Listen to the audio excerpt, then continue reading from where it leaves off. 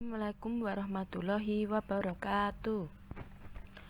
Hari ini kita akan mempelajari materi mengenai kedudukan, fungsi, dan arti penting Pancasila sebagai dasar negara dan pandangan hidup bangsa. Pokok bahasan pertama, kita akan memasuki materi mengenai kedudukan Pancasila sebagai dasar negara dan pandangan hidup bangsa. Sebelumnya akan dijelaskan mengenai kedudukan Pancasila sebagai dasar negara. Kedudukan Pancasila sebagai dasar negara dapat diperinci menjadi beberapa pokok penjelasan. Yang pertama, Pancasila sebagai dasar negara merupakan sumber dari segala sumber hukum atau sumber tertib hukum di Indonesia. Dengan demikian, Pancasila merupakan asas kerohanian tertib hukum Indonesia yang dalam pembukaan Undang-Undang Dasar Negara Republik Indonesia tahun 1945 dijelmakan lebih lanjut dalam 4 pokok pikiran. Maksud dari asas kerohanian di sini meliputi suasana kebatinan dan cita-cita hukum sehingga merupakan suatu sumber nilai, norma, serta kaidah baik moral maupun hukum negara dan menguasai hukum dasar baik yang tertulis dalam Undang-Undang Dasar maupun yang tidak tertulis dalam suatu konvensi. Yang kedua, meliputi suasana kebatinan dari Undang-Undang Dasar Negara Republik Indonesia tahun 1945. Dalam hal ini, pembukaan Undang-Undang Dasar tahun 1945 mengandung pokok-pokok pikiran yang meliputi suasana kebatinan negara Indonesia. Pokok-pokok pikiran ini mewujudkan cita-cita hukum yang menguasai hukum dasar negara. Pokok-pokok pikiran tersebut mengandung nilai-nilai yang dijunjung tinggi oleh bangsa Indonesia karena bersumber dari pandangan hidup dan dasar negara, yaitu Pancasila. Pokok-pokok pikiran yang bersumber dari Pancasila itulah yang kemudian dijabarkan ke dalam batang tubuh melalui pasal-pasal yang ada dalam Undang-Undang Dasar Negara Republik Indonesia tahun 1945. Ketiga, mewujudkan cita-cita hukum bagi hukum dasar negara, baik yang tertulis maupun tidak tertulis. Hukum tertulis di sini dapat dicontohkan seperti undang-undang atau peraturan-peraturan yang ada. Sedangkan hukum tidak tertulis dapat dicontohkan seperti halnya hukum adat.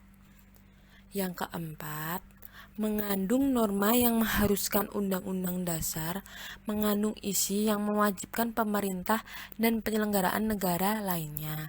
Dalam hal ini, termasuk para penyelenggara partai dan golongan fungsional, memegang teguh cita-cita moral rakyat yang luhur. Hal ini sebagaimana tercantum dalam pokok pikiran keempat yang berbunyi, negara berdasarkan atas ketuhanan yang Maha Esa menurut kemanusiaan yang adil dan beradab. Kelima, merupakan sumber semangat bagi Undang-Undang Dasar Negara Republik Indonesia tahun 1945 bagi penyelenggara negara dan para pelaksana pemerintahan. Hal ini dapat dipahami karena semangat Pancasila adalah penting bagi pelaksanaan dan penyelenggaraan negara, karena masyarakat dan negara Indonesia senantiasa tumbuh dan berkembang seiring perkembangan zaman dan dinamika masyarakat yang terus berganti.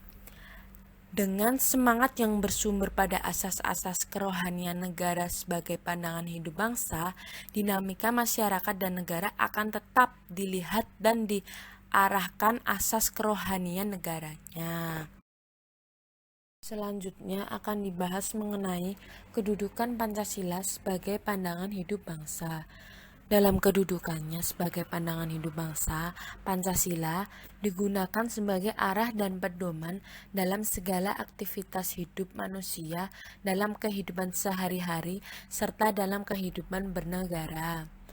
Dalam kehidupan sehari-hari di sini dapat dicontohkan seperti halnya saat sekolah atau bekerja atau kegiatan sehari-hari pada masyarakat. Sedangkan dalam kehidupan bernegara dapat dicontohkan seperti penyelenggaraan pemerintahan atau saat kegiatan bernegara.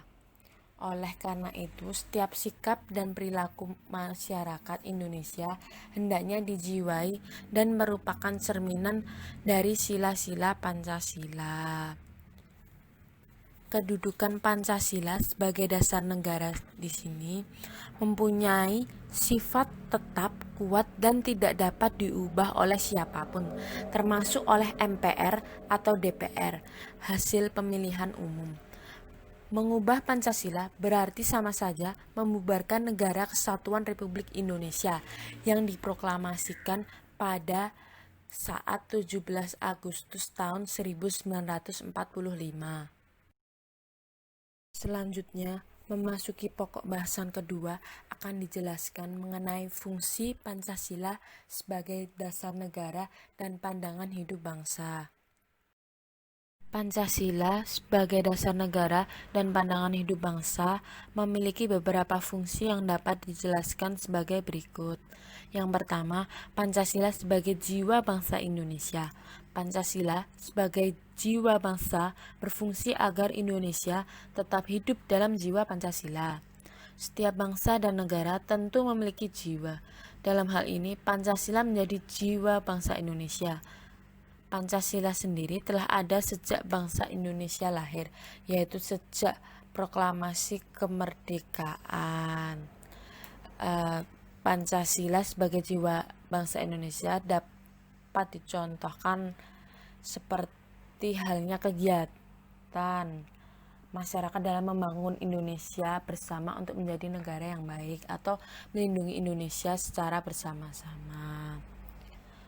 Selanjutnya, yang kedua, Pancasila sebagai kepribadian bangsa Indonesia. Pancasila sebagai pribadi bangsa Indonesia memiliki fungsi, yaitu sebagai hal yang memberikan corak khas bangsa Indonesia dan menjadi pembeda yang membedakan bangsa kita sendiri dengan bangsa yang lain. Contohnya, dapat kita lihat dari kegiatan musyawarah atau gotong royong. Kegiatan tersebut hanya ada di negara kita tercinta, yaitu Indonesia. Sedangkan di negara lain kegiatan tersebut tuh tidak ada atau bahkan benar-benar tidak ada. Jadi kita selayaknya bangsa Indonesia harus benar-benar bangga terhadap adat atau kebiasaan yang ada di negara kita tercinta, yaitu Indonesia. Yang ketiga, yaitu Pancasila sebagai sumber dari segala sumber hukum. Pancasila sebagai sumber hukum berfungsi sebagai sumber hukum yang mengatur segala hukum yang berlaku di Indonesia.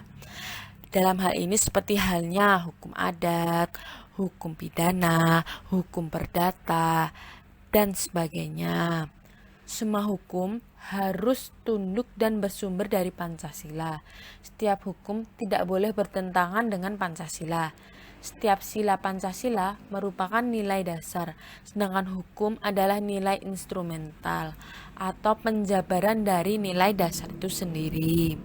Yang keempat, Pancasila sebagai perjanjian luhur. Pancasila sebagai perjanjian luhur telah berfungsi dan disepakati melalui sidang PPKI tanggal 18 Agustus tahun 1945.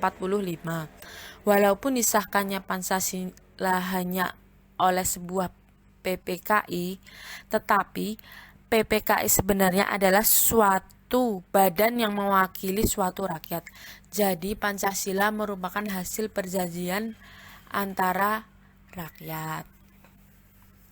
Yang kelima, Pancasila sebagai cita-cita dan tujuan bangsa Indonesia. Pancasila sebagai cita-cita bangsa memiliki fungsi, yaitu menciptakan masyarakat yang adil dan makmur secara sepenuhnya. Yang keenam, Pancasila sebagai satu-satunya asas dalam kehidupan berbangsa dan bernegara. Pancasila sebagai satu-satunya asas adalah sebagai konsekuensi ditetapkannya Pancasila oleh bangsa Indonesia sebagai dasar negara dan juga merupakan perwujudan melaksanakan Pancasila secara murni dan konsekuen. Yang ketujuh, Pancasila sebagai moral pembangunan. Pancasila dijadikan kerangka, acuan, tolak ukur, parameter, atau arah dan tujuan dari pembangunan. Dalam hal ini sangat-sangat diperlukan, karena tanpa adanya kerangka, acuan, tolak ukur, parameter, ataupun tujuan, negara kita tidak akan mempunyai arah tujuan yang jelas mengenai pembangunan yang akan dilaksanakan ke depannya. Pokok bahasan yang ketiga akan dijelaskan mengenai arti penting Pancasila sebagai dasar negara dan pandangan hidup bangsa. Pancasila sebagai dasar negara dan pandangan hidup bangsa memiliki beberapa arti penting yang dapat dijelaskan seperti halnya di bawah ini. Yang pertama, membentuk identitas atau jati diri bangsa. Dalam hal ini, ketika menghadapi era globalisasi yang sedang terjadi saat ini, bangsa Indonesia perlu membentuk identitas atau jati dirinya agar tidak terbawa oleh arus budaya asing. Oleh karena itu, pengenalan dan penerapan berbagai nilai Pancasila dalam kehidupan berbangsa dan bernegara sangatlah diperlukan, sehingga kekhasan Indonesia yang tertuang dalam Pancasila tidak hilang oleh arus globalisasi. Nasionalisme dan patriotisme akan semakin tumbuh dengan meningkatnya kesadaran atas identitas bangsa yang telah dituangkan dalam Pancasila oleh para pendiri bangsa. Yang kedua, mengatasi berbagai pertentangan dan ketegangan sosial. Dalam hal ini, sebagai ideologi nasional, Pancasila memberikan pedoman agar negara dapat kokoh berdiri di tengah derasnya arus ideologi global.